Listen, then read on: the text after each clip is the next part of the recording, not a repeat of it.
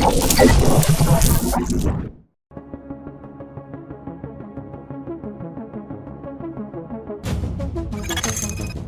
System Analytic Computer is activated. All ISAC systems are confirmed online. Data scanned. Downloading files. What's up, guys? You're listening to episode 140 of SITREP Radio, giving you the news and other happenings in the world of The Division. This week, the ESRB rating for The Division 2 has given away a few bits for the sequel. But first, my name is Mike, and joining me, as always, are my co-hosts, Robert. Hello. And Luke. Hello there. And we hope you've had a great week, and welcome to any new listeners of the show. First of all, we just want to say Happy New Year to all the fans and to our Patreon supporters.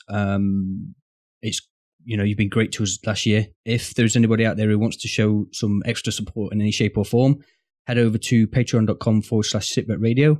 We will have another Patreon cast episode out in the coming weeks, so hang tight to anybody who's waiting on that. We did get a little bit delayed over Christmas because, not going to lie, we were drunk for 2 weeks. So, true story. Official statement there for Robert. Right, let's get down to some news. State of the game. Okay, so there was no state of the game today, and there was no maintenance, so hopefully the servers are pretty good over the next week. However, there was a new shield that has launched this week for January. Yeah, so this is the Marshal shield. It's this one and one more left. So, 2 months, 2.5 months to get these finalized, if there's any that you've not done. This one is all based around the exotic weapons and the exotic gear that you need to collect. It is somewhat retroactive in that if you've kept them on your characters, it will read that you've got them. But if you've had them and deleted them, unfortunately, you will have to go and regrind for them, which I know a few people have been caught out with on Twitter and Discords and stuff that we've seen around today. I'm not going to go through all of them, but your exotic gear pieces are like your Barrett's bulletproof vest and your MC gloves. Your weapons are like your Big Alejandro, your Bullfrog, your Hungry Cog, that sort of thing. The red weapons and gear, basically, that you can have in your stash. Golden Rhino. So P, dude. So P. One thing that we weren't sure about whether it was going to work or not was the exotic weapon, the Defiler. You don't need that for the collection. No, because isn't that tied to like the season pass? Yes. But because there's very little details around these shields until they come out, nobody was sure whether you'd need it or not. So it's a level 5 exotic as well, so it's not... Yeah, it's next to useless, isn't it? Yeah, it doesn't really count. But like you said, we've only got 1 month, one more shield to go. Yep. And then the Division 2. How many days till Division 2? Does people know? I thought Rob was in charge of the counter. No, but there's 10 episodes. 10 episodes of SITREP Radio until... I've got a funny feeling it was less than 69. And I'm pretty sure on day 69, I really wanted to message you guys saying... It must be about 70 days, yeah, because 10 episodes. Anyway, for those of you that have been waiting on some Dark Zone news, we finally have some confirmation on why we didn't see it arrive this December. Basically, from Julian Garrity on Twitter, he said, we did a big event in December, and the embargo for the info on that event is set by the communication team, not me. I love your passion and appreciate your support, so note that news will be dropping soonish. Happy New Year to you. And that was in reply to Mark of Blades on Twitter. Shout out to him. And he was basically asking why we hadn't heard any Dark Zone news at the time. Bear in mind, this was like the 1st of January, New Year's Day. Don't think anybody was doing anything that day. I mean, I'm pretty sure we might have got like a Stranger Things teaser. I don't think anybody was going to be putting out Division 2 news just then. Pretty sure all of Ubisoft are on holiday, right? Yeah. But I just want to reiterate something. Obviously, this all came about from when Julian was at UB Day in Japan. What was it, October? I'm pretty sure. Somewhere around there, yeah. And it was like in a quick Q&A, he threw out a couple of answers to people, and one of the questions from one of the people there was, when are we getting Dark Zone news? And it was like a spur of the moment thing. Yeah, it should be like December. And I feel like that's what the whole community's been waiting on all this time. And obviously, you know what the community's like. We've got a good community, but sometimes we hang on every little bit of information a little bit too much. We've waited this long. I'm sure we'll get it pretty soon. But it wasn't a definite confirmed unless it was put out by a media team or anything like that. I wouldn't have took it to heart, to be honest. And I don't think we did either, because we were waiting for the days to run down in the lead up to Christmas and there was nothing dropping. We would have seen it in that last dev blog, I think, in November or the first week in December. So do you reckon we'll expect a state of the game next week then? That's down to you boys. What do you think? Well, it's not. I don't do the state of the game. Do you not? No. All this time? It'll be terrible. I don't think we will. I think they'll wait a couple of weeks. Get back into the swing of things, to be honest. I mean, it depends when they've come back from Christmas, because like we went back, yesterday? But I mean, they might not come back till start of next Monday. week. So I think I've seen on Twitter like a few of Ubisoft employees have been going back to work this week. But I would assume most places it's going to be empty a little bit, isn't it? Like our place, I expect, is quite empty at the minute. but the other thing in Julian Garrity's tweet is he says there was an embargo set by the communication team. It doesn't say when that embargo is going to be lifted. So, depending on what other news they've got that's under embargo by the said team, they might not have anything for a state of the game anyway. It also goes to show that he's not the one that sets the information to be released. It's down to the communications team, the team that, talks to the media and stuff like that. So that, it was more of a guideline of when we should hear that information. Like, nobody knew the alpha was coming in December, did they? And it just dropped. Was it December? Yeah. They left that quite short notice, didn't they? To say, yeah. Hey guys, there's a alpha going up tomorrow. Yeah, I just had to second guess myself. I was like, it was December. December's gone. Yeah. That's why I was like, shit. Anyway, that's it on Dark Zone News. We'll keep you informed when we know more.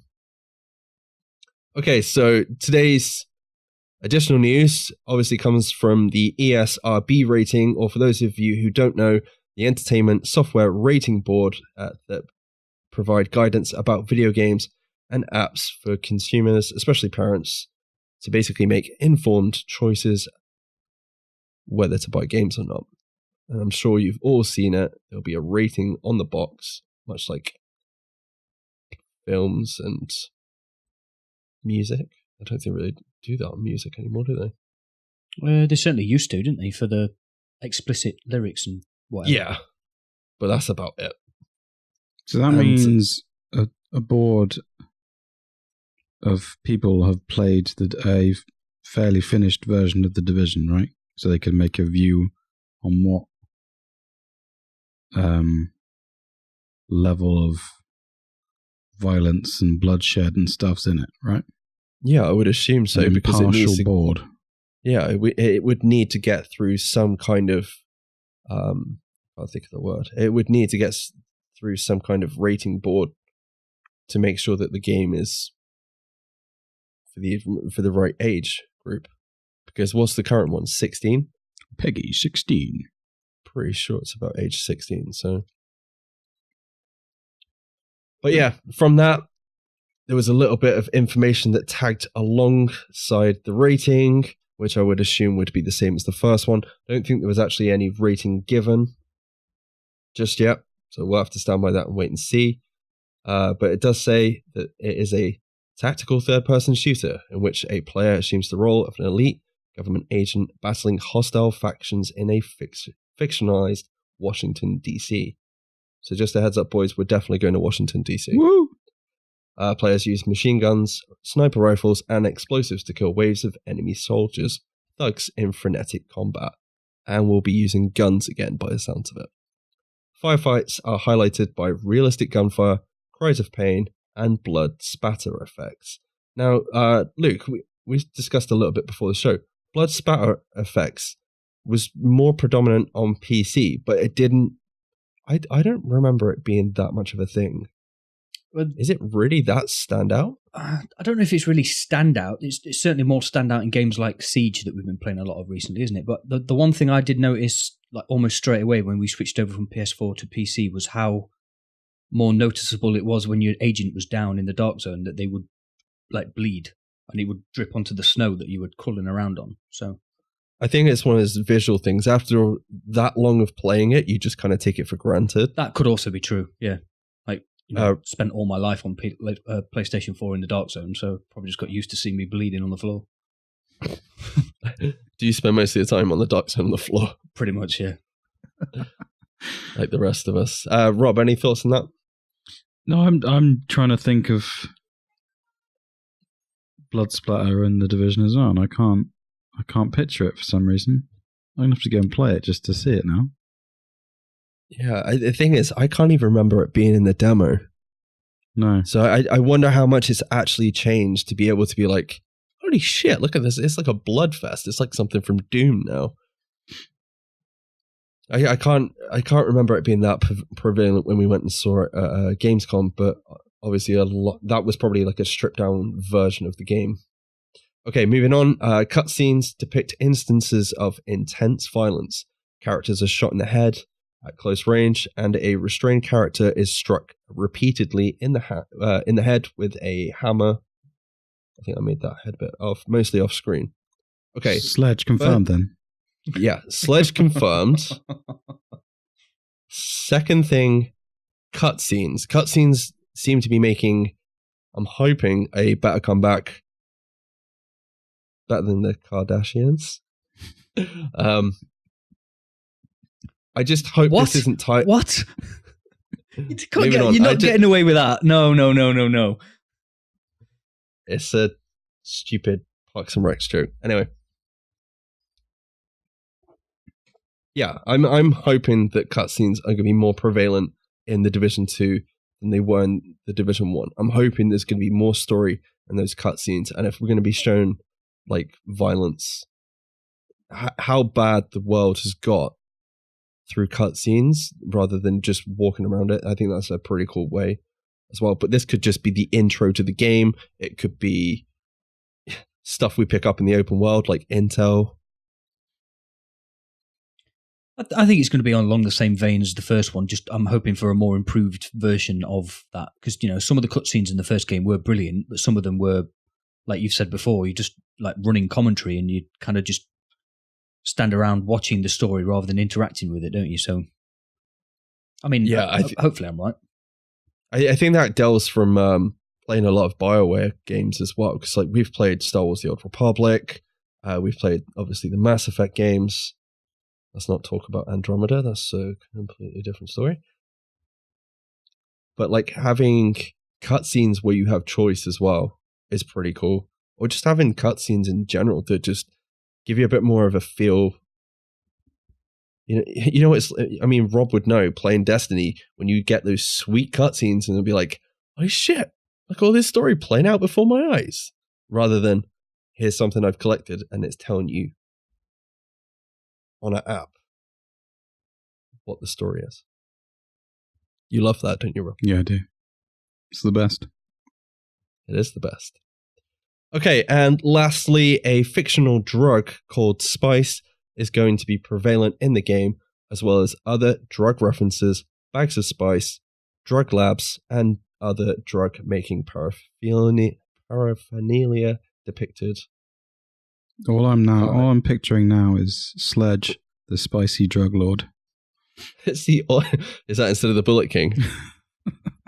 He's going to be like, boss. And apparently the words drug kitchen will be written on some walls, alongside the words fuck, shit, and asshole appearing in the dialogue. Well, I'm pretty sure the last three were definitely in the Division 1. As for drug kitchen, that just reminds me of Breaking Bad. Yeah, that's what I was thinking. When you were trying your hardest to say the word paraphernalia, I instantly went to Breaking Bad. See, I can normally say that word fine, but apparently when I try and record stuff, it's just like, no good. Try again. Paraphernalia. Nailed it. See, nailed it. See, I can say it, it's just the fact I had to do it on the spot. Okay, so for those of you that don't know what spice is, it's the street name for a plant matter sprayed with synthetic chemicals designed to mimic the effects of marijuana's active ingredients. It is currently America's cheapest way to get high. How much is it, Robert? About $5, isn't it? Yeah. It's often sold at corner stores labeled as both potpourri and is unfit for human consumption, but people still smoke it. Most will call it potpourri, Mike.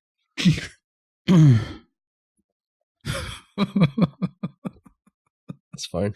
But potpourri works, dude. I guess that might be like a potpourri slang, potpourri. Oh. And I think the standout thing for me when we were looking into what spice is and how bad it is and kind of the areas that are actually affected, New York is where this drug is most popular. A couple of years ago, I think it was like 2016, it was the most popular place in America for this drug. And then the fact it's going to be we're moving to Washington as division agents from New York is that's kind of cool. It's not cool, but as like a tie-in from real life, I guess. It would have spread everywhere in that time, though, wouldn't it?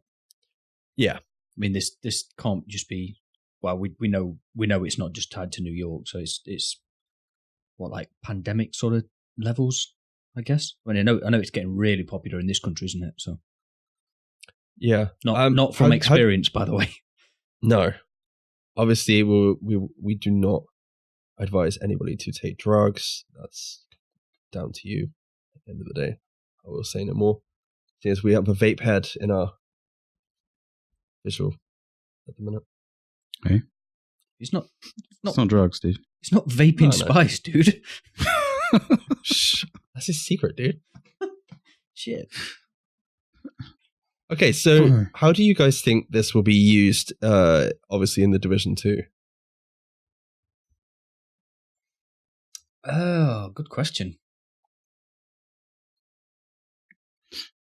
Depending what enemy factions we get, you could get something like the rioters that are all hopped up on spice, I suppose. Maybe? Yeah. I definitely think it's going to be used as some kind of control, or I mean, it could even be just used from a story point of view, because like it has the potential to just kill you. You don't, there's no set way of making a batch of spice. So anytime you're potentially going to be able to get access to it, you don't know what you've got. Therefore, it's going to potentially kill you. You're basically playing Russian roulette with spice. Do you think it could be used in the same way that cigarettes are used in prison as currency? I did think it could be, yeah. I also thought it could be used in another method of not having so many people in the open world. If you see what I mean, to kind of cull down the amount of people. Because if everyone's ended up, or homeless people and stuff like that have ended up moving on to the drug spiced, it could be a way of the game not having to have so many NPCs. Oh, you mean they're all passed out in the gutter, not in your way? Well, dead or passed out as well. Yeah, they could just be dead bodies on the floor. But I mean, the side effects from the drug itself basically turns you into a zombie. So it could also be Massive's way of adding zombies into the game, but I was they're not say, zombies, what are the right? side effects of the drug? They make you fall asleep, or make you incapacitated. What scares me is I read It could through be used as a weapon as well. It could be used as a weapon, but what scares me is I'm reading through the side effects. And it just sounds like Robin day-to-day life. Increased heart rate, hypertension, paranoia, severe anxiety, panic attacks, and aggression. Okay. Occasionally have the odd panic attack. And he gets aggressive. I'm not aggressive. Fuck you. But yeah, going back to factions, this could lead to a faction war. They're fighting over spice. Obviously, it's going to be like drug labs, but like you said, Luke, it could be used as a form of currency, because we don't know what currencies can actually be in the game. It could either be used as currency, or it could be the way that one faction is getting all the money that's left from like civilians and stuff. Get all these people that have got next to nothing and want to forget their problems, get them hopped up on spice and take all the money off them. Got yourself a nice rich faction to, abuse their new wealth however they see fit. Yeah. I also really want all the NPC spice pushers to be female. Someone will get that. Someone will get that. No, I'm completely up. He wants them to be Spice Girls. Oh, right. Okay. Yes. See, somebody said to us on Twitter, Happy New Year, and I can't wait for real awkward pauses again. I was like, we haven't had one of those in ages. Every Thanks, time Rob. I tell a joke. You're welcome. We're back.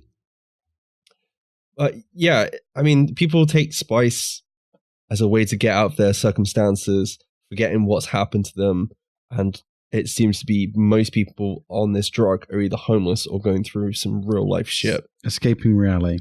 Yeah, and what would be the perfect situation for this to happen in? Something like a pandemic, everyone's homeless, there's no food, resources, or anything like that, and you're just going to want to get away from the conditions that you're in at the minute. And if this is going to do that and make you forget about everything else, that's a method. Yeah, it makes sense to be part of the storyline, doesn't it?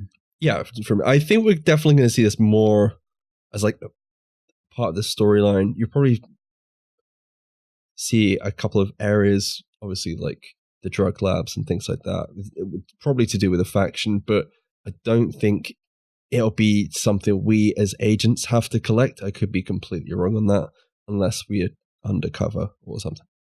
I don't know. Ooh, I can't imagine Ubisoft being like, yeah, the currency for this next game is spice. Yeah, that would be a bad decision on their part, wouldn't it? Yeah. It's funny because the only spice I could think of before this was, I was thinking Star Wars. I'm pretty sure spice is like a drug or some kind of currency in that. In like the non-canon stuff. Maybe. No idea. Not that I can recollect. Yeah. But yeah. It's pretty cool though. Pretty cool.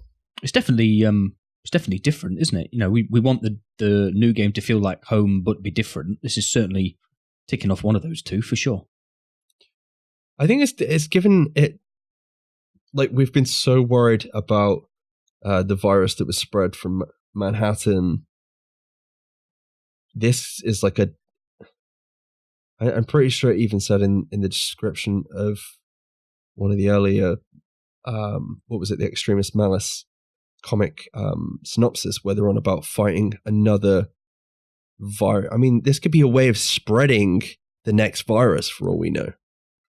They could be like spraying it on the spice because it's just leaves and that you're smoking. It could be another way of doing it. I mean, they might not be able to send it airborne like they did last time. Don't know. Yeah, I just like this fact of there's more to the world this time. There seems to be more to the world, and they're kind of opening it up. I mean, this might just be like something that's kind of thrown in there in the background. Like aftermath sort of thing. Yeah. Okay, any last thoughts on that, guys? not really. Just other that I am really interested to see how they do make it play out. Like now that they're introducing something as different from the first game as drugs, basically. You know, depending on which country you're from, they're either legal or illegal highs that these people are talking about. It's going to be interesting how they play it into, like we've already said, the factions, the civilians, how the agents interact with it all. I'm really quite interested what avenues they're going to take this story down, to be honest. Rob? Yeah, no, I agree. Yeah, just before we move on, I do agree with that. If you're adding something like this to the game, I kind of hope they do it a bit of justice and kind of convey how bad being on something like this can be. Because obviously this is going out to millions of people, and to make them understand what people are going through when you're on this drug and the severity of it is quite eye-opening. So, I mean, even for us, I think we did a little bit of research before we recorded tonight, and it was just seeing people on Spice was just like brutal, so weird. And the thing is, it's something that's happening close to home as well. is happening in the UK. It's in Manchester. It's like a huge pandemic here already. And the fact is, you're taking something like real life and you're putting it into a game. I hope they kind of do it justice and obviously open more eyes to it. Okay, let's move on to some questions. First question today comes from Seamaster GMT, who says, wait, I have a question. Have you heard if Division 2 is going to support keyboard and mouse on Xbox? I don't know. I would assume so. I thought every game now was supported. Yeah, I was going to say they did have a recent update for keyboard and mouse to be allowed on Xbox, so we would assume. I don't know if it's a game-to-game basis though. It might not be. It might not work on every game. It would be one way of getting around those sweet. Oh God, I can't remember what they're called now. It's been that long. Oh, the old like Cronus Max bullshit. Yeah, the Cronus Max devices. Maybe that's their way of getting around it. Could be. And then they can block off. Not going to solve Cronus the problem. Max. That's just going to make it worse. No, but you might be able to reduce the macro. Are you going to be able to reduce macros on that or not? No.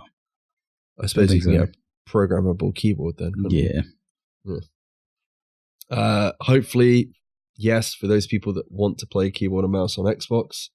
If they're bringing keyboard and mouse into Xbox and then potentially, I don't know whether they have done or if they are going to, but I would imagine it won't be long till Sony sort of follow suit if they haven't done already.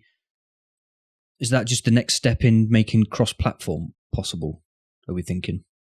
Because if everybody can play on keyboard and mouse, I think the next major problem would be frame rates, and then you could literally have PC players playing against console players. I would assume frame rates would be the issue between them. Because, I mean, you can play something like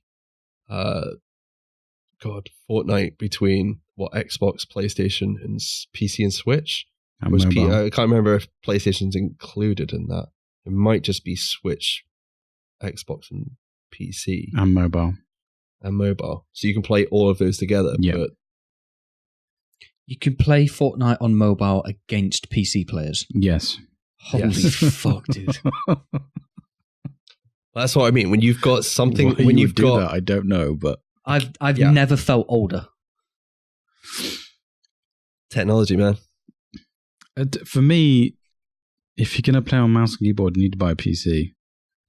But I think if they are going to start implementing it on all the consoles, they need to start matchmaking people on whether they're using a controller or mouse. Their and keyboard device as well. input, yeah. That's a good point, yeah. It's not going to be fair on certain games like FPS games. Yeah, the other thing with mouse and keyboard is we've known a few people before who are disabled, and this is their only method of actually playing something like The Division using mouse and keyboard, or like an adjusted version of mouse and keyboard. So they are making that standard. I do think that is a good thing. We've never liked the Cronus Max, never understood why people would want to do that in the first place. But obviously something like that was probably intended for good reasons in the first place, and people just twisted it to their own means. So hopefully it solves it. Captain Kevin Karg says, would you like a companion app for The Division 2? What would you like to feature on it? And what would you like to see as clan features? Okay, first up, do we want a companion app? Hell yes. Do you want a tab in that called inventory management? Yes. Hell yes. Do you want a tab in that saying players online, message functions? I want everything. I just want to be able to play around with my builds while I'm not on the game. That's all I want. That's enough for me. And then maybe message some clan members to organize games when I get home. Yeah, that's perfect. Done. I'd like to be able to see player builds. Please. I'd like to be able to see other player builds through the app. What? That'd be quite good. Only your clan members or like people that you've interacted with previously? Because how would the app know like who's online and who isn't and all that sort of shit. Like what build they're putting together as you speak, almost. Do you know? You could use previously, Destiny Tracker does have an option of viewing people's builds, I'm pretty sure, Rob. Yeah, the Bungie app, it's pretty much live. Yeah. Wow. So You can see what people have gone. I'm trying to think something else I would like to see. I don't know if it's going to be in the Division 2. I hope it is. But if you've got ongoing events and activities, I would like the times for those events to be displayed in the app. So you can be like, oh, cool, that's happening now. I'm going to go over there. Because if you haven't always got the chance of having that in the game, let's put it in an app. I've seen it done in Destiny. I've seen it done in other games as well. That would be pretty cool. If there's going to be leaderboards for stuff, I want them to be in the app too. Like, for example, Dark Zone leaderboards. You guys are getting stupidly greedy now. But yeah, Okay. If they had to make two choices, it'd be the clan messaging thing and the builds thing that Rob said. Like, if it has to be a very limited app, then they were the best two, I think. I still stand by that inventory management would be more important than those two. Well, yeah, the build thing's the same yeah. as inventory management. Making a build and inventory management is the same thing. So then you can put a build together whilst you're having a poo, and then I can message you when I'm back at my desk saying, right, I've put this build together. And I've done a poo. What time are you lads on when I get home? Here's a picture of the poo I had. Next to your build that you've just put together. Yeah. Dude, just the ability, like, if you've got 4 characters on the 3 or 4 characters on the Division 2, Rob, you know how good this is. When you have an app where you can switch stuff between 3-4 different characters without having to log out of the game. Yeah, having the ability to switch stuff between 4 characters to your inventory, that would be awesome. Whether we'll see it or not, I don't know. I really don't know. Assuming we have more than one character in the sequel. I would assume so. Yeah, so I think it's a pretty safe assumption, but it is still an assumption. True. And Navy Holdy99 says, this may have been asked by someone already, but what do you think the replay factor of Division 1 will be after the Division 2 comes out? What successes or failures of the Division 2 will impact that replay factor? Looking forward to the episode, guys. That's a really good question. I did say it was a really good question. With regards to replay factor of Division 1, I think a lot of people will go back to the Division 1. It's something that happened, unfortunately, I'm going to have to say it again, with Destiny, because when Destiny didn't have a great start, a lot of people went back and played the game that they loved.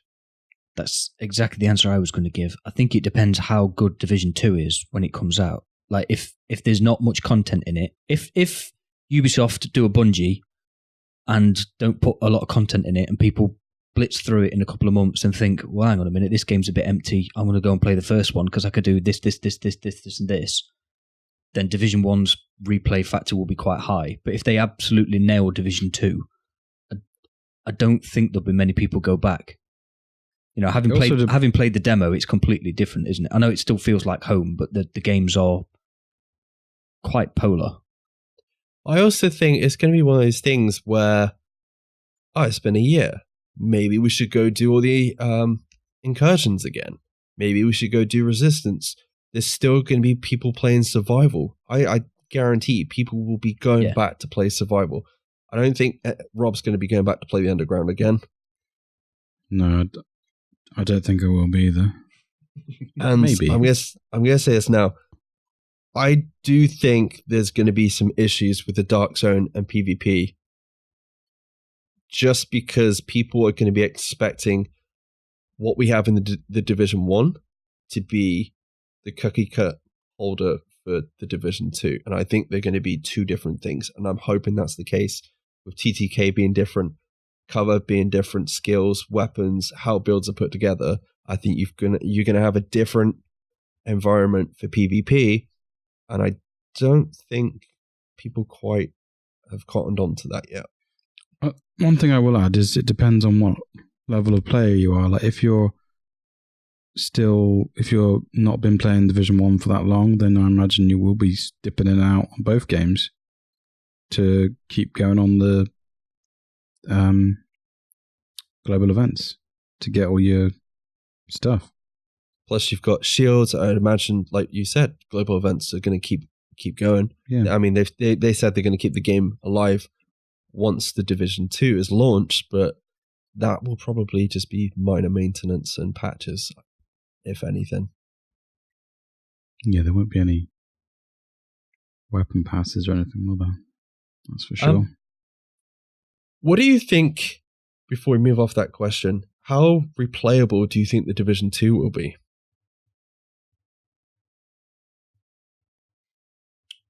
Don't know. See, to me, Division 1 was very replayable. Because if you go back to the origins of the game, like up and including 1.3, loot was quite hard to come by. So you had to replay it if you wanted the gear. Like, there was no other choice. You had to keep running Lexington. You had to keep farming the Dark Zone bosses. You know, we didn't have open world bosses back then and all that sort of stuff. So you really did have to keep just grinding those missions out and the Dark Zone out and whatever other content was your choice. So I guess it depends on the loot rain in Division 2, as well as... Because obviously in Division 2 we're getting raids as well, whenever they prop up after release. So, you know, my knowledge of what Rob and you used to do in Destiny 1, and even I'm fucking talking about it now, is you used to log in to Destiny at least once a week and raid. Like, on a given day of the week when everybody on your raid team knew that you were going to be on, it was raid day. Because you knew you were going to get the best gear from it. So Reset day. Yeah. Well, we used to do it on the Division. We'd be like, it's this day, we're going to go back, we're going to do our dailies, do our weeklies, do HVTs, and do your legendaries, you know, do your incursions again. Obviously, that's waned off slightly for the amount of time we've actually been playing the game, but people are still doing that. People are still playing a shitload of PvP and a shitload of survival. I don't think that will change so much with the Division 1, but I think, going off what Luke said, Division 2's replayability will be off how much content is there from the start. Well, in the end game. In the end game, obviously. I tell you what, I'm going to play that story through a couple of times, though, if it's good. Oh, yeah, for sure. You probably 4 times. Well, yeah. and then we'll switch to Xbox. Xbox? Yeah, because it's mouse and keyboard now, right? It's happening, dude. We got mouses and keyboards. Luke, I think Luke might actually hate us if we do that. We took him from one platform to another. Why not make it 3? Putting one of those consoles in my house. Even if you do love Xbox. Okay, thank you very much to everyone who sent in questions this week. We really appreciate them. Roberts, where can the listeners find us, dude? You can find us over at SITREP Radio on Twitter, Facebook, and YouTube, as well as our personal accounts. Send any questions or feedback for the show to sitrepRadiopod@gmail.com. I said that really fast. sitrepRadiopod@gmail.com. Or you can find us on the Discord, which the link will be in the show notes. We want to hear your thoughts on the news and topics we cover, so be sure to leave a comment and join the discussion in any of those places. Luke? Did you just say Luke's going to be in the show notes? No, he links. Discord links. No, it's just the way he said it was like, and Luke will be in the show notes. I'll put a picture up in the show notes. Is it a picture of my poo? Yes. Please leave a review of the show and my poo using a podcast app of your choice. We really do enjoy reading all the reviews. Feedback is excellent, and at the end of the day, it does actually help other people to find our show. If you are brave enough to listen all the way to the very end of this show, you will hear all the juicy details about the other awesome podcasts that are available on the Mash Those Buttons network. Thank you. We do live stream as often as we can, so if you're interested in dropping by and chatting with us whilst we play the Division and some other games, you can find us all over at twitch.tv/SITREP Radio. We have been SITREP Radio. Thank you very much for listening. I will catch you in the next episode. Bye-bye. Bye-bye.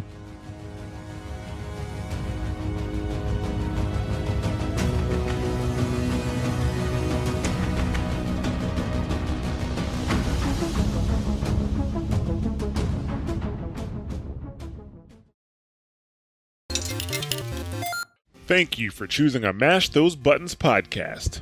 We hope you enjoyed the show. If you'd like to subscribe to one of our shows, you can find us on multiple podcast platforms across iOS and Android. Just search for the show on a podcatcher like Apple Podcasts or Google Podcasts and hit subscribe. If you can't find us on your favorite podcast platform of choice, just go right to the mashthosebuttons.com website, grab the RSS feed, and put it into your podcatcher of choice. If you want to check out some other podcasts you may enjoy, you should check out mashthosebuttons.com/shows. For World of Warcraft fans, we have 2 podcasts, WoW Talk, which is our news and community podcast, and The Torn and the Goblin, which is our lore and story podcast. If you enjoy Overwatch, make sure to check out Watchpoint Radio to keep up with the latest on Overwatch and its community. If you enjoy fighting games, make sure you check out Double Tap for the latest in the FGC. If you're a fan of The Division or looking forward to The Division 2, make sure you check out SITREP Radio. If you want to keep up with the latest at Mash Those Buttons, you can follow us on Twitter at twitter.com/mtbsite, facebook.com/mashthosebuttons, and youtube.com/mashthosebuttons. We'd also like to have you join our Discord community. So just go to discord.me/mashthosebuttons and join us for a chat. Once again, thanks for listening, and we'll catch you next time. You're listening to a Mash Those Buttons podcast. Visit mashthosebuttons.com for a full podcast schedule. Cargo secured. Extract.